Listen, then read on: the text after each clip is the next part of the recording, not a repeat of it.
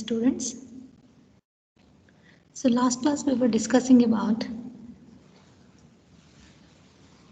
first order system response. We have seen how a first order system transfer function looked like and how this first order system behaves for a step input and so on. So today we have an example here in which we are going to find out a few parameters. What is that they have given? They have given impulse response of a first order system. Now we have to find time constant of the transfer function, DC gain of the transfer function and step response. To start with, they have given impulse response of first order system. So impulse response of first order system is the system response itself. I repeat, when you apply impulse to a system, you get a response which is same as the response of the system with no input applied. Okay, so we have this as a system response. Then if I take a inverse Laplace transform of this, I will get the transfer function. That transfer function will be the system transfer function. So what we do is, for the given time response, impulse response of first order system, we will first take inverse Laplace transform and we will get the transfer function. Once the transfer function is available, we compare that with the standard first order transfer function pattern and we will try to read the gain and the time constant t. Okay, so to start with, let us take the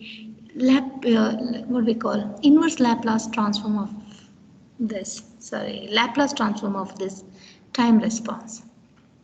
So how to take Laplace transform here? So we know that e power 0.5t, we get it as 1 divided by s plus 0.5. Okay, in the numerator I have 3, which is a constant here, and into 1 I have that represent the input impulse in s domain. Okay, I am now renaming that one as the impulse input in s domain, that is delta of s. Okay, so now what we can do, we take that to the other side, we'll get the transfer function. Output C of s by input impulse equals output by input, which is a transfer function which is given by 3 divided by s plus 0.5.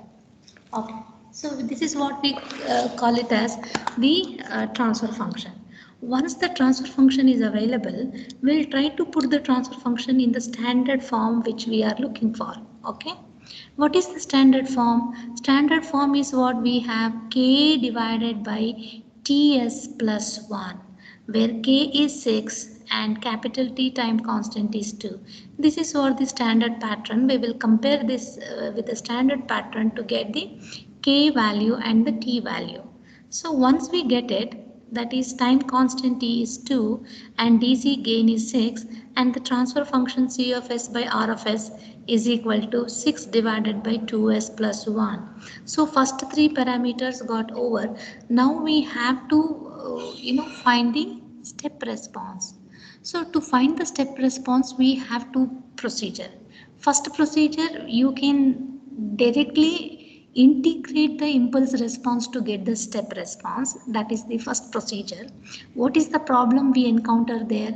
The integration constant C, to find out we should know initial conditions, correct? Then we have to substitute that and we have to arrive at the integral of this function. Whereas we have another method, since we have already got the transfer function of the system, apply step input to this and calculate the response as conventionally we do it. That is a easy method, a comfortable procedure we call it as. So let's go with the first procedure. So I will integrate the step response. Okay, and I got this, that is integral of e power minus 0.5 t into dt. I'll be getting it as minus 0.5 multiplied by 3 minus 6 e power minus 0.5 t. That is what the integral of e power at. and we have a constant integration constant. To find this, we'll apply initial conditions, and we know that output will be 0 at time t is equal to 0. So we have this substitution done for this condition, and we got the value of c. So C subscript ST, S represent the step response, which is equal to 6 minus 6 e power minus 0.5 t. The other method, same, we are repeating it, and here what we do is we apply step input, we expand through partial fraction, then we take inverse Laplace. We will be arriving at the solution. This is the second method. Okay, here we don't have the issues of calculating this constant integration constant. I need not worry about. So this is one way of finding the step response. Okay, you can integrate the impulse response to get the step response. Else, if you have a transfer function, apply input. Conventionally, you calculate the response by partial fraction expansion method. Take inverse Laplace to get the step response. Okay, this is what we have to understand. Okay, now we will see how a ramp input behaves. Uh, how ramp input affects the time response of a first order. Okay, so we have here a system. Okay, so we apply ramp. How do we express ramp in S domain? It is 1 divided by S square. If we apply this, then what you will be getting? You will be getting the output C of S as K divided by S square into Ts plus 1. Expand this according to partial fraction method. Take the inverse Laplace. You get C of T, something like this. Time response of a first order system for the ramp input. You will be getting an equation like this.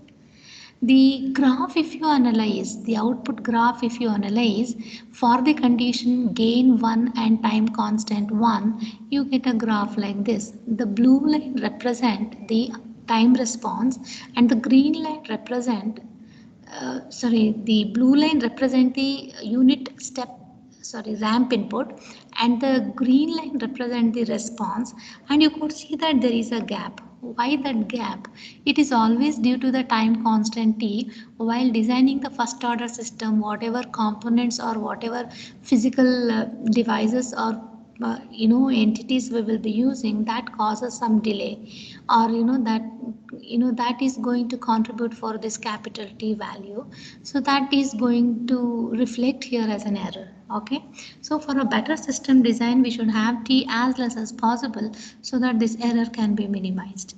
So I have a different situation here for the same system, for the same, system, we have a ramp applied, but now the system parameter we have changed a little. K we have kept same, but T has been changed to 3.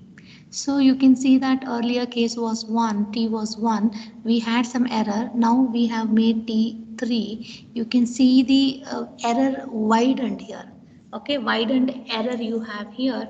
So we say that T matters here. Okay, so similarly I can take a parabolic response of first order system. Okay, so how do we represent a parabola in S domain? It is 1 divided by S cube. Okay, and we have C of S as now K divided by S cube into Ts plus 1. Okay, you please do this at home. Expand partial fraction expansion method. Remember, you have 3 poles at the origin, you have S cube, so you have a standard procedure of expanding this into partial fraction. Hope you have learnt all these things in your lower courses, so use that knowledge, expand this and take the inverse Laplace and try to plot the graph. So this you please do it at home for the parabolic input. So next, concept what we have is how to arrive at the transfer function if the time response is given. Okay, for the step input. For the step input, if a response graph is given, we can calculate the transfer function. Okay, because very difficult to get the transfer function, because it includes so many components, parameters, and closed loop. All those things will be there, but still we can arrive at the transfer function if step response is given for the first order system. So how can we do that? So if a graph is given, you have to identify salient 2 points. That is, at what value the graph is settling down. Okay. Say for example, 0.7 little above that, 0.72. For that value, it is settling down.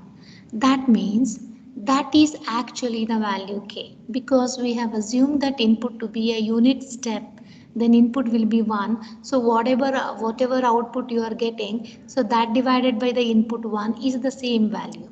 So whatever value you have, that will be the gain, DC gain of the system. Okay, so that one parameter you have to observe. Second is, you have to identify a 63% of the output, which is a very salient point for us. How to verify how to get the 63% point? You have to take the maximum value, multiply with 0.63, you get some value. This is what we call it as 63% of the output. You have to go there along the y-axis, and corresponding x-axis value you have to read. Okay, that x-axis value will be 0.13. Okay, you have to project that point on the x-axis, that is time axis. So you will be getting corresponding time, which will be capital T. Okay, that is, the 63% of the output value is corresponding to the time, which is equal to capital T. Okay, so we got the time capital T as 0.13 second. Okay, as I said, the k is the steady state value. We will take it. We simply substitute in the standard first order system, standard first order transfer function, whatever pattern we have assumed, there k and t we got it, we have to substitute to get the transfer function. So this is as simple as that. If a step response is given, you can arrive at the transfer function. Okay, now the next concept is, what if a system takes a 0? So far what we were discussing a system with only one pole. First order system with only one pole. Similarly, a first order system can have one 0, that is, one polynomial in the numerator it can have, which is called the 0. Okay, 1 0 it can have. The roots of the numerator polynomial are called zeros. So you can have 1 0 in the numerator. We will see how the system response changes. So here alpha and t, two variables affect the time response, capital T and the alpha. So we know that the pole position is at zero position is at -1 by alpha, and the pole is at -1 by t. So there exists one pole and one 0 in the system now. Okay, so now you can expand it, and you can calculate what is C of t expression for this. Okay, once C of t expression is calculated, how we could calculate? Split into partial fraction, find the constant, take the inverse Laplace transform. Very simple. Once we got the C of t expression, what we do? What we do is, we go with the different conditions here. What if alpha is greater than t, or what if t is greater than alpha? The two conditions we will analyze here, and we will see how output changes. Okay, say for example, you have t value greater than alpha. Okay, that means your response will be same as the previous situation where you had a transfer function with only one pole. The response will matches with that. Whereas if you have a 0, if you have a alpha, which is if you have a t greater than alpha, you will find the response same. If you have a t which is less than alpha, then you will be having a pattern something like this, blue color line. So blue color line you will be having, and the green is what we have for t greater than alpha. Okay, so now let us compare all the three. Okay, so what if 0 is not there in a transfer function, and what if 0 is there with a value less than time constant, or with a value greater than time constant? Okay, so we have here the three graphs. You can see that the green line and the red line shape, you can call it as same, with the difference that the origin, the graph originates from the origin without a zero, whereas with zero it will be starting from some other point. Okay, and what if t less than 0, you could see that it's declining graph and settling at the same steady value, steady state value. Only thing is it takes some higher value and it decline to get a steady value. What is the inference? Inference is, if you are having 0 in the transfer function, you will see that some initial value present. That's why at time t is equal to 0, when input has not been applied, input is not being applied, input is applied at t is equal to 0, and at the same instant you could see that output has some non-zero value. Whereas if you don't have a 0, you will see that output is equal to 0 if input is not applied. Once input is applied, you will see that output start rising and it tries to take the input value and it tries to settle down. So this is about adding a 0 to a system, how it is going to affect. Okay. So now for the same transfer function, this is a transfer function of a first order with one pole and one zero. For this you try to apply impulse, ramp and parabolic inputs, which we have not done it. You do it at home and you try to you analyze it, how it looks like, and how you can interpret the graphs and data. We have two examples here. You please study these two at home carefully. I'll just read out. Okay, it's very interesting. You think and try to answer later. A thermometer requires 1 minute to indicate 98% of response to a step input. Assuming the thermometer to be a first order system, find the time constant.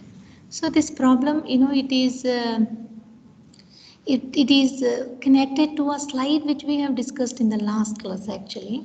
So there we had a salient time positions, that is time period or time axis when small t is equal to capital T, when small t is equal to 2t, when small t is equal to 3t, 4t, 5t, so on. So these are all the salient points we have seen, because when time t is equal to single t, capital T time constant, that means the output will be 63%.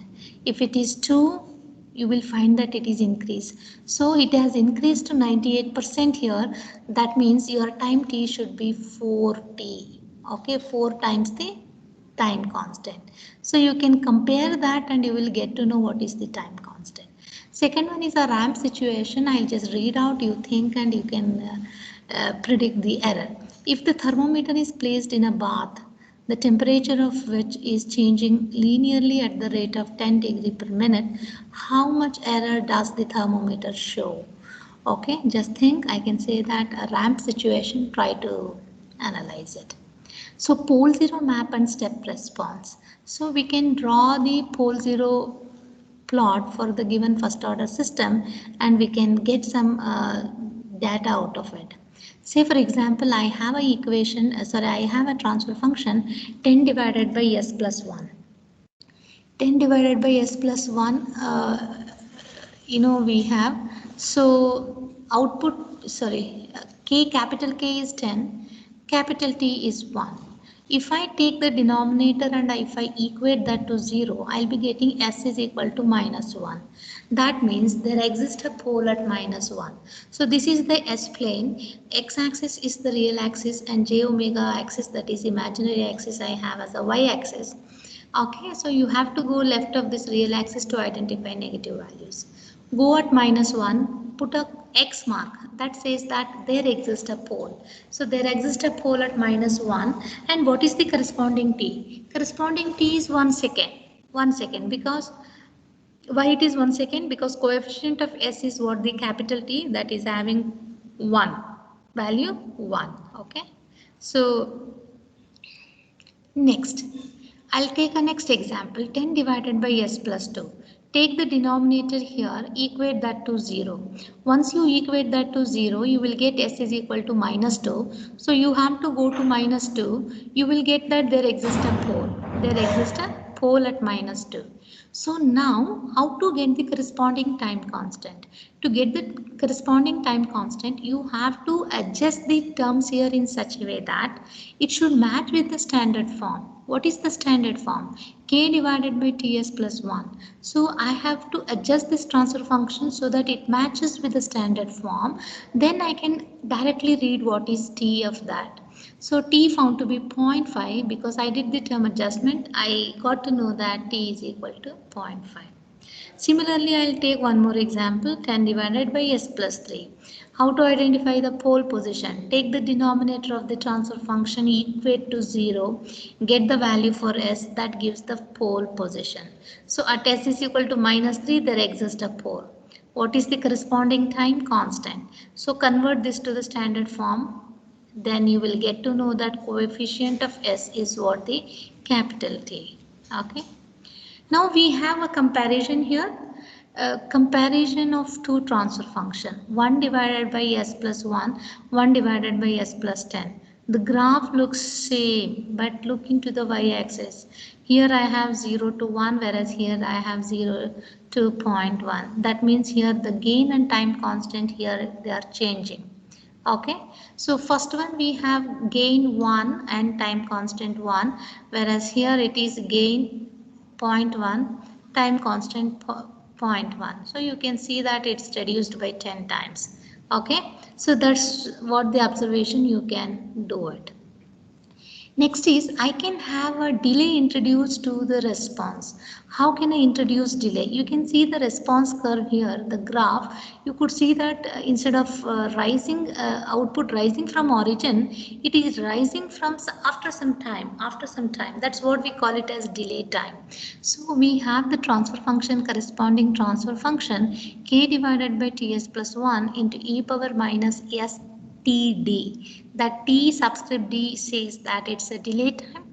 You can have any value designed possible, the delay time, and you can find some delay you can include. Similarly, I have one more example, 10 divided by 3s plus 1 into e power minus 2s. So what is the delay time? As we have seen the standard what we call standard form of the transfer function with a delay, compare that, you will get to know that the 2 is what the delay time and capital T is 3 seconds, that is what the time constant. So you can have at the time constant 3 seconds only after the delay time.